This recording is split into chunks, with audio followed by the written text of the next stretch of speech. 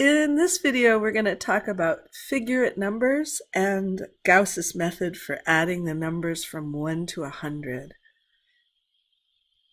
Figure-it numbers make geometric shapes. I like to think of figure-it numbers as playing with blocks for grown-ups.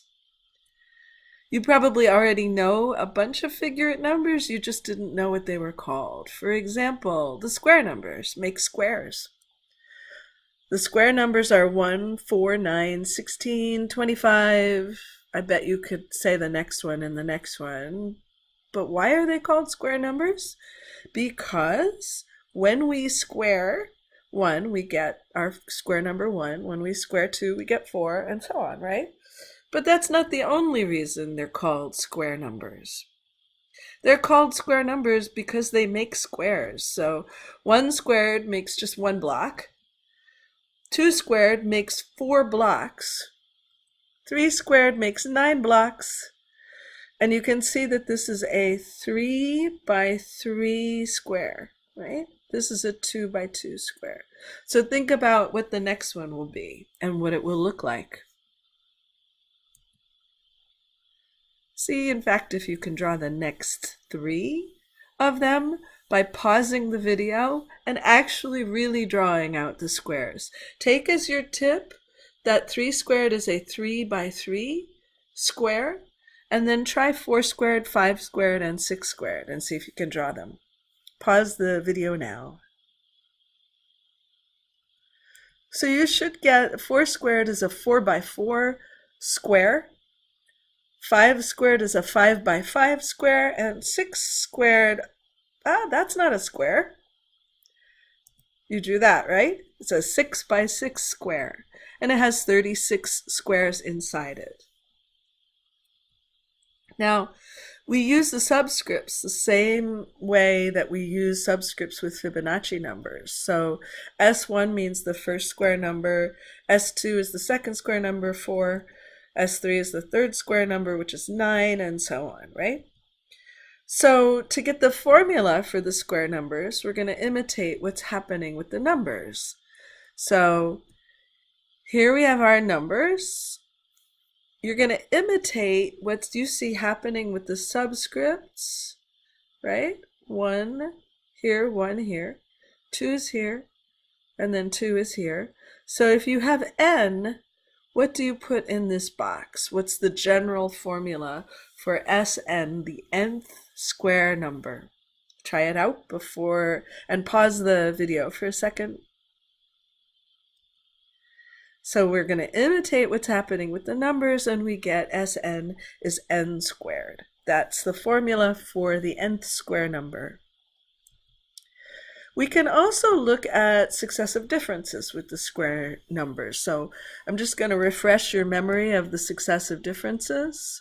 So if I had the list 1, 4, 7, 10, 13, 16, 19, you can see that you add 3 to it each time, right? So 1 plus 3 is 4, 4 plus 3 is 7, 7 plus 3 is 10. So that's going to lead you to the formula 1 plus 3n. That is, we start at 1, 1 is the starting number, and we add 3 each time. And that's the equation of a line. So if you made a little chart of x and y, I should have said n and y really, values, you get a straight line for that. So now let's go back to our square numbers and see what happens with them. So with the square numbers, 1, 4, 9, 16, 25, 36, what happens to the differences each time? Between 1 and 4, the difference is 3. So if I subtract them, I get 3. If I do 1 minus 4, I get negative 3. So let's just do 4 minus 1. You get positive 3, right? Now, what happens when you do 9 minus 4? Do you again get 3? No. Go ahead and write down in your notebook what you get for each difference so that you can see the pattern of what happens with the differences with the square numbers. So pause the video, really try this, as this is important to see the pattern on your own.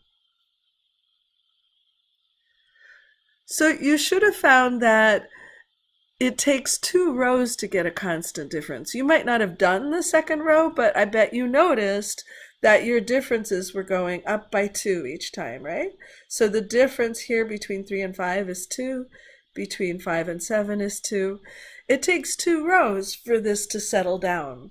What that means is if you try to graph these numbers, you don't get a straight line, you get a curve, because the change is not the same each time. And this might even be a curve that you know already, right? It's a parabola, which you might remember from algebra. So you can see along this side, the positive side, how fast it's growing, not like a straight line. It's getting bigger pretty quickly. So it's not changing by the same amount each time like we do with a line. Now, let's go to triangular numbers, my favorite. Triangular numbers make triangles, right? But it's easier to think of them as pyramids. So the first one is just 1. The second one, you take that 1 and you stack it, make a little pyramid there. With the next one, you take that same little pyramid you had before and add a bottom row to it of 3 more blocks. And with the next one, you take that one that you had before, T6, T3, sorry, which is 6 blocks, and you add another row to it. Sorry, that last row got cut off a little bit in this slide, but I think you can see it. So to see how it relates to your triangular number, this has 1 block, 1. This has 3 blocks, 3. This has the 3 blocks you had before plus 3 more on the bottom, right? So that's 6. And this had the same 6 you had previously, and you add 4 more to the bottom, so that's 10 now, 10 blocks. So pause the video for a second and see if you can draw the next triangular numbers, T5, T6, and T7. You can do them with squares the way I did, or with dots if you want, but the key is to stack them in a little pyramid so that they're staggered. Pause the video for a second and try it. So you can find triangular number pictures all over the internet. This is just one of the ones I found. And this uses little circles, but you can also imagine little squares stacked up, or little blocks stacked up. The formula for triangular numbers is not actually that easy to get. So we're going to look at the successive differences to see if we can see at least part of it. So here's the first triangular numbers, 1, 3, 6, 10. And the difference between 1 and 3 is 2. The difference here is 3. The difference here is 4. You can see that the difference is changing by 1 each time. So here's a little challenge for you. If you know the difference is increasing by 1 each time, what's going to go right here? And therefore, what will go right up here? So if you think about it, this one will have to be a 5. So 10 plus the 5 is 15. So the next triangular number will be 15. Why did I just add the 5 here? It's kind of like I'm working backwards. I'm saying, okay, this has got to be 5. And that's gotten from subtracting. 15 minus 10 is 5. So 10 plus 5 will get me the 15. So see if you can try that out. It's kind of challenging and a lot of fun, I think. Try that out to see if you can get the next 2 numbers. Pause the video for a second and see if you can do it.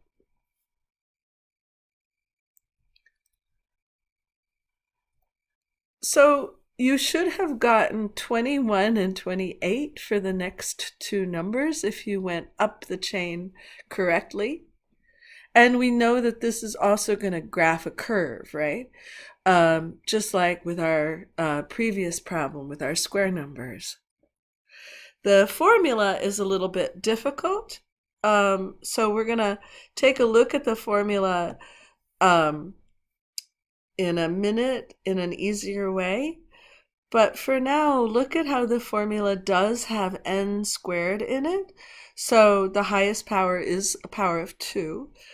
And that makes sense because it has 2 rows of differences here, 1 and 2. If I went to 3 rows of differences, then I would know that I had a formula that had the 3rd power in it. So let's make sure you guys can use the formula for triangular numbers. So let's use it to find the 6th and 7th triangular number. So to find the 6th triangular number, then you just let n be 6 in the formula.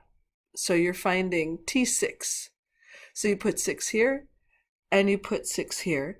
See if you can get the answer, and pause the video for a sec, see if you can get the answer without me. All right, so you should have gotten 21 eventually in this formula here. You do the 6 here and the 6 here, right? Because the n is in 2 places. I don't do the distributive property here because it's easier to add inside the parentheses and do 6 plus 1 is 7. You could cancel the 6 and the 2 and get 3. 3 times 7 is 21. The same as if you multiply across and then divide. It doesn't matter which way you do it. So now try T7 on your own, pausing the video, and see if you can get the correct answer there. So T7 is going to be 28. And there's how you use the formula to get it. Again, 7 is in there twice because n is in here twice.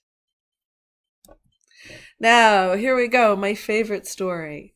There's a story that a teacher gave this problem as punishment to a noisy class. The teacher said, add up all the numbers from 1 to 100 and sit in your seats and be quiet. Now, using math as punishment is one of those reasons that people don't like math, right? So this is a terrible thing to do. You're not going to do this when you're a teacher. You're not going to punish your students by giving them math worksheets to do, right? Then your students are just going to be like, oh, math sucks, right?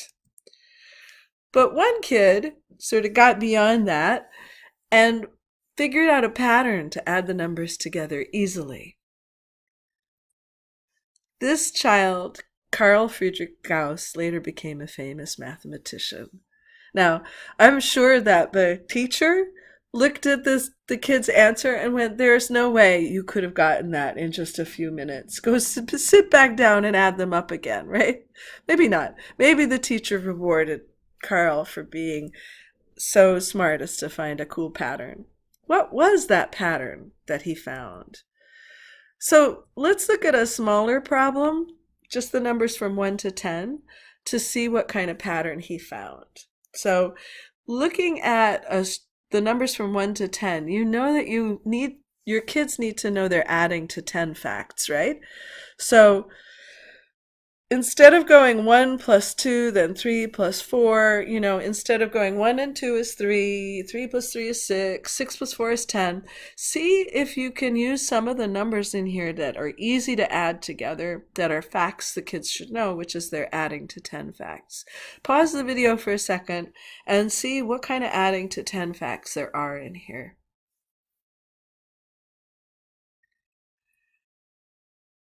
So if you add 1 and 9, you get 10, right? If you add 2 and 8, you get 10. If you add 3 and 7, you get 10.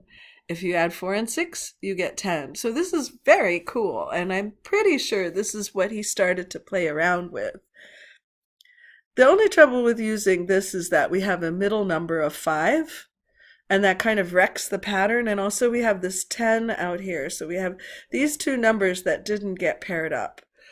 So the next challenge is to see if there's another way to add them so that we avoid having the middle number. Instead of adding 1 and 9, to avoid the middle number, let's try adding 1 and 10 together. So if we add 1 and 10, we get 11. Add 2 and 9, we get 11. This is promising. 3 and 8, 11. 4 and 7 is also 11. And 5 and 6 is in the middle. There is no missing middle that wasn't taken care of. We have 5 pairs that add up to 11, right? 11, 11, 11, 11, 11. When you add up 11 5 times, the same as 5 times 11, so that's 55. So the numbers from 1 to 10 add up to 55. Now let's go back to the big picture. What could we do with the larger picture that's similar? What kind of pairs do you think you should make? And how many pairs do you think we'll get? If we do 1 and 100, think about that. That's 101. Very similar to doing 1 plus 10, right? 1 plus 100. So see if you can think right now, pause the video, and see if you can figure out how many pairs we'll get that add up to 101.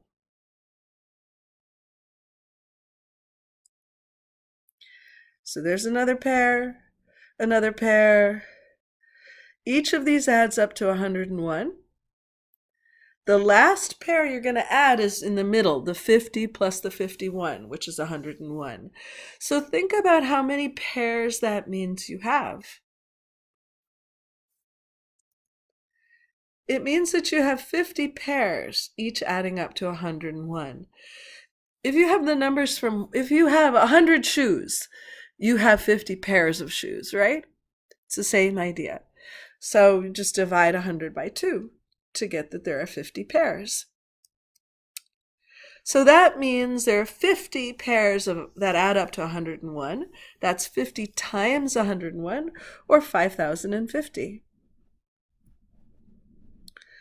So another way to look at this is if we are adding up the numbers from 1 to n, this imaginary, I don't know what this is, could be 100, could be anything, then our pairs all add to 1 plus n, right? So that's n plus 1, 1 plus n, either way. And then the last pair you're going to add is halfway in the middle. That's n divided by 2. Just like 100 divided by 2 was 50, now we're doing n divided by 2. There are n over 2 pairs, each add up to n plus 1. And that gives us this here, which we can also write as n times n plus 1 over 2. So this is the same as the triangular number formula. I don't know if you noticed way back on previous slides. Why? Because when we do the triangular numbers, we're actually adding up the numbers from 1 to whatever. 1 plus 2 plus 3, 6. 1 plus 2 plus 3 plus 4, that's 10. It's the same idea as adding up the numbers from 1 to whatever. So the 100th triangular number, we're adding up the numbers from 1 to 100. Here we are with 100 plus 1 times 100 and dividing it by 2. So the answer is the same as what you get when you add the numbers from 1 to 100. On your project, there's a problem that goes into a little more depth that'll probably make this a little bit more clear because I went through this really pretty fast. But let me just do it one more time. So here's the 101, right? Here's the 50 pairs. 100 divided by 2, that's our 50 pairs, each adding up to 101. And on the project, you'll see a similar example that goes more slowly that walks you through the same idea.